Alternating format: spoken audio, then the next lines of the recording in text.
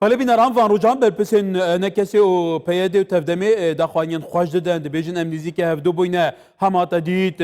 لافات نکه کنکریت تا واژه کردن دیناف مالا کردی لروشاوی کردستان ها تاریخ خستن طبعا سر آسته هر چهار پرچن کردستان هم دبیجین دوره هنی آسینینه یان هف گرنا آلیین سیاسی بو چاوت که اداره کردن راوشه یان جیک له وقت یانا کو در انجام ضرر بو همو کسان دبه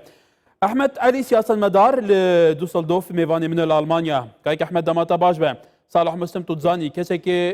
بباندورا دناوا بيادي دا دوسي خولان هفسرو كي بيادي بو يعود بيجا امني زيكي هفدو بوينا ديجل انا كسي لي لافادنا كونكريتي من انجام دايه لافادنا كونكريتي بديتنا تا ديكافي تدمرياتي دا گلو السلام عليكم حمو تماشاوانا وكارمند كردستان 24 گو دشوپین و بویرن دیروکی ایروش گو براستی چارا نوسا کردستان روز اول سر سکنی و اسکارم بیجم یا سوری توایی ولو بهز سرهزن جهان امریکا و همه هنگ نابنتوی فرانسا پیر ته به همو پارتین کردار رودنین سرکه هر دو آلیه ناکوک گوانال هبینه تماما او سالين نوتو شش و نوتو پنج و نوتو هفتی نویرامه بشاوا او کار امریکی و فشار آنین سر آلیه ناکوک لباشوری کردستانه و فیکین مزن درکت به اتفاقیه واشنطن از هیویدارم گونا رکفتنا قام شو درکبه گو چارا سرکریا پرسگریکا کرد روجاوای کردستان سرسکنی و اسکارم به حتا رادای که پارچه دنجیش کردستان سر ولی که احمد تزانی لافاتنا هوليره هي لافاتنا دوی که صبارت روشاوای کردستان انا کسی تفدم گلک جاران هبدو دیتیه لی و جاره تدبینی گلو کو و جاره ایدی لافاتنا که کنکریتی دیواجو کن ایدی واقع هو صایب تایبتی کو امریکا سرپرشکیت که تزانی امریکا باندوریا و چلی دوری بله به گمان گو و جاره جدای جاریدن او خویای دمک هبو لیسکیج دلالبونیر و انداکرنا وقت البر هر دو هیزین کرد هبون لی آنا نمای او یک یاد دوا به هیزه همه هنگی جهانی ره او دم بوانجی نمای جبر ولو جیه نگه خواه گوله دینن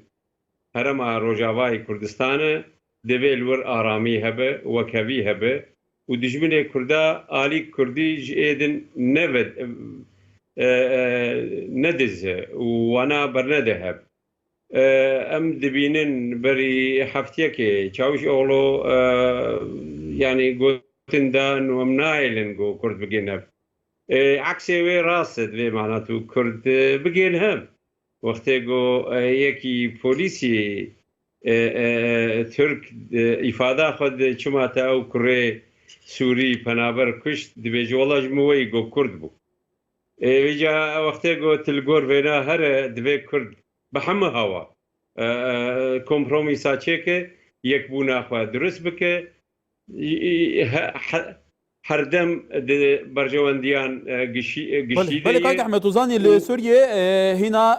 در انجام داوی درد کevin تدید برایان هاک برپس دوسیه ایران دبیجه که ایران دبل سوریه درکبه حتی بحث اتفاقه که نهینی یا روسی اسرائیلی و امریکی جی تکرن ادینا بین روسی امریکا کیکا سوریه در انجام نویت دابش کرن که حتی وان شرط و مرجان دا پیوسته کرد آریه به باندورین کردستان لروشاوه کردستان گلو چود بکن تو زانی او جغرافیا ده دست کردان دا لسوریه یا هری گرنگه چاو استقلال وی که بکن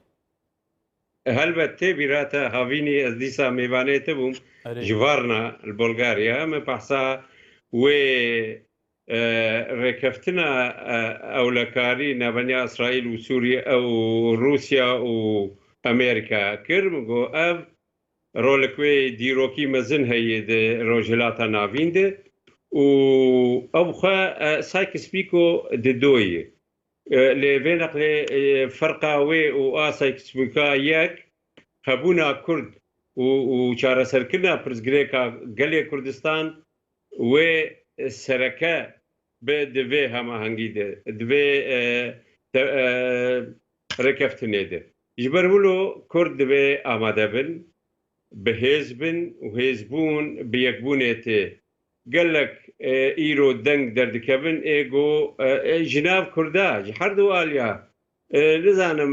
bercewendiyê wanî kesayetî xuyayê bivê yekbûnê wê tedelê bê ji ber wilo dengê bilind derdikevin got dijî vê nav şekê dixêne di her halî de بیر و باوەڕیا بدە divê Kurd di hema hewa vê rêkeftinê durist bikin û wê pê bê ji ber got pir ciddî ye. Belê Kayîk Ehmed mijareke Rêziya Kurdan te behsê serkirdeyên Kurdan kir. Tu dizanî vêgavê ku berînîne tu serkirdeyekê Kurdanî ne yek dûsê kitap ser tarîxa Kurdan nexandibe ser tarîxa tehewulatên deverê nexandilme nezanibe heta nûke Kurd nebûne çi dewlet û çi tişt ji ber ku Kurd yekbûna wan nebûye behsê tarîxê bike here hemû gava pişta hev duşkandiye. Niha jî gelo bidîn nate tu berjewendiya tu serkirda hizbeke tindê de heye ku tevlî hevî hebe eva destê Kurdan da nebe ew dê çi qazanc bike? مەبەستا me ew e got kesê got keysperest di nav her du aliya de henin gona wê tedel bercewendiyê wanî kesayetî bê lê serokê dîrokî di nav her du aliya de tersî wê yê û ana pabendin ji bo got vê rêkeftinê li darxin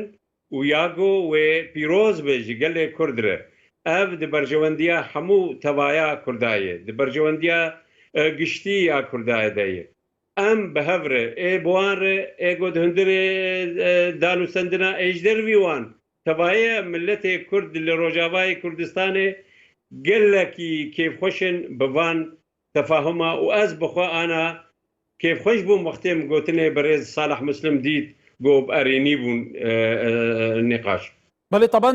وی دمداویش هر دو آریان بحثیان دیدی کن که هر دوی متفاهمه بردام دانستان دینه دبل پیش پرده تشتیندن ها بله اشتا دماوینین و یکی آشکرا بکن تدین مظلوم عبدی فرمانداری هست دیجی دی بیجه امریکا ولی دوری بمین امریکا ناچه حتی جیم جیوری نونری امریکا بوبادا سوریه جی گوتی امریکا ولی دوری بمینه طبعا روشاوه کردستان و با کرو روشالات سوریه امریکا هیه و روسیه جی هیه دو زلهزین هری زبلاحین که اداره و دنیای دکن هنه اف پرسه تاچان گرنگه گلو و کرد برچافر گرن تاچان اف ضمانه کجی که دی اف ده وره پاراسی به و پاراسی به جهاز سرهز به چه امریکا به چه روسیا به گو وان هز نیار ای هرمی جه سوری و جه خاکا سوری درخن شخوا او يعني ركفتنا القدسي بار 24 مها ششاد هات قريدان يكمين خال ابو حمو هيزن لهندري سوري بياني جيبلي روسيا دبي دركبن هندري سوريا او تي واتيغو ايران وتركي بس بايران ودس بيبكن جبرغو ايران ايرو بوي جيران اسرائيل ودخوازه گو دور بخه يعني مثلا قال لك زلاله وجبر ولو يكبونا كردا قال لك بيويست جهازن سركر هماهنگی امریکا و فرانسا. بله که احمد امی بشو بینیم بزن بین درنجام راوشه ده چوابه احمد علی سیاست مدار لدوسلدورف لالمانیا گلمه بو گلی کی سپاس دم باش ورس زور سپاس ورس